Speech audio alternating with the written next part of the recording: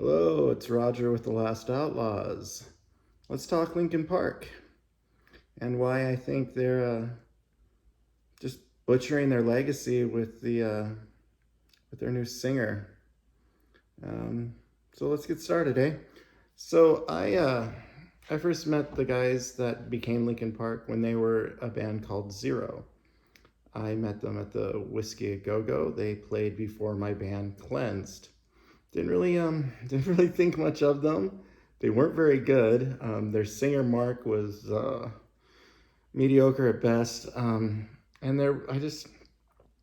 don't know. I mean, there wasn't anything to them at that point, and I didn't think much of them. But they were super nice guys.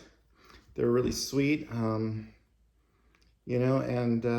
so we connected and we talked.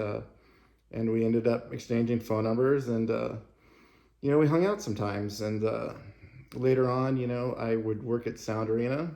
They would practice at Studio C. It was interesting because I partied back in that time, and my band partied, and they were like straight wholesome, like Leave It to Beaver kind of dudes, it's funny because once in a while. Brad would take a hit of pot or something, but Dave and I, we were we'd go outside and smoke and stuff, and those guys were really sweet but very straight, very serious, and they had a lot of trouble finding singers. They actually asked me if I wanted to sing for them at one point in time. I was like, nah. My band was doing pretty good at that time, and yeah, they really looked for singers, and that's what's interesting. Is I talk about the golden ticket, right? Those guys had the golden ticket. I believe Shinoda had an uncle that was big in the industry. I could be wrong about that, but I do know Brad was friends with a guy that became the vice president of Warner Brother Records. I mean, those Agora bands, the Calabasas bands, the Thousand Oaks bands. They seem to have a lot of connections and a lot of money, and those guys are not any exception. Where other people would pay in change at the rehearsal studio, they always had dollar bills. And it was weird because when they got signed, they didn't have an audience. They draw 40 to 60 people. They were, and to get the kind of record deal they got was very interesting. And the record company found Chester, and they didn't find him out of the recycler or Music Connection or anything organic. The record company found Chester, and thank God they did. God bless them. They became one of the biggest bands in the world, and those guys were the sweetest. They were so nice. So nice. I can't tell you how nice everybody was.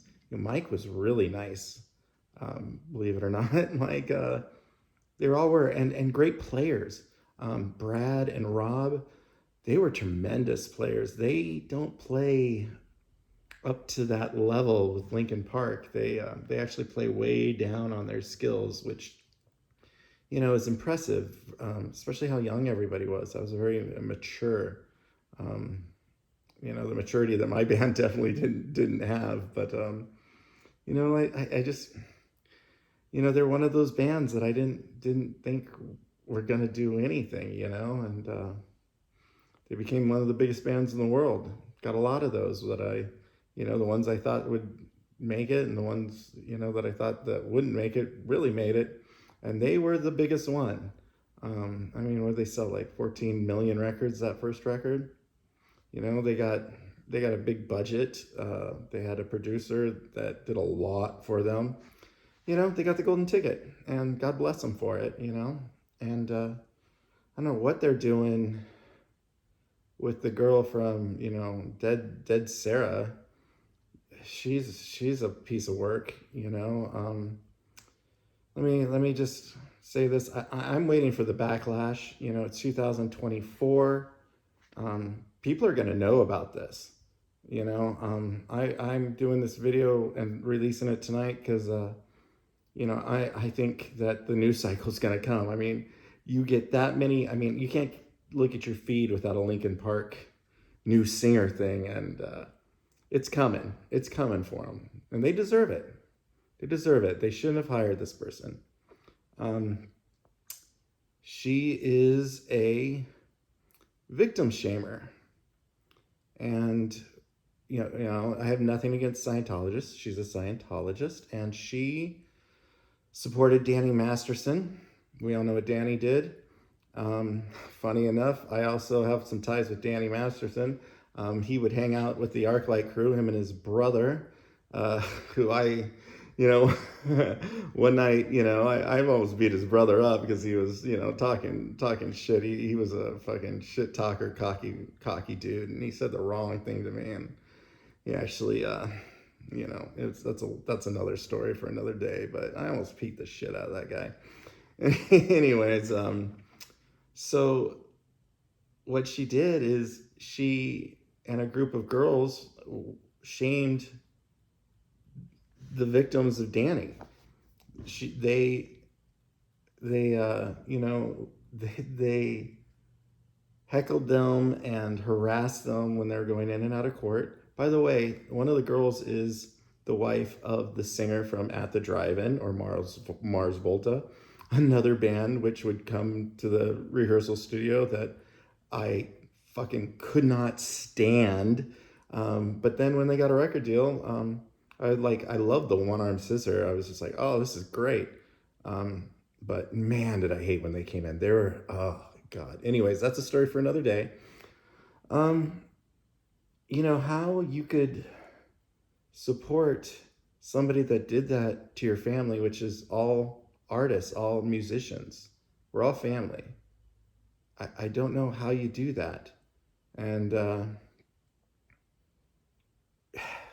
it's really crazy because these are the sweetest guys. I do notice that, you know, Brad's not doing the tour. Rob's not doing the tour. And it's, you know, I mean, Chester was your brother, right? Chester was your brother, right? And, you know, this is how you honor him. He was a victim of, you know, the same thing that happened. I got to be careful what I say. It's YouTube. The same thing that happened, you know, to these girls that Danny did. Him and Chris Cornell. They were actually making a movie about, you know, human trafficking in the music business when they committed suicide, right? Real close together. You look at the timeline between that. Did they really commit suicide? Or are they going to expose the business? And you don't expose Hollywood. You just don't. So, you know, it's really sad what happened. But that's how you honor him. That's how you replace him with somebody that harassed the victims of assault. Shame on you guys. Shame. You know, what happened to you? What happened to you guys? And where's the backlash?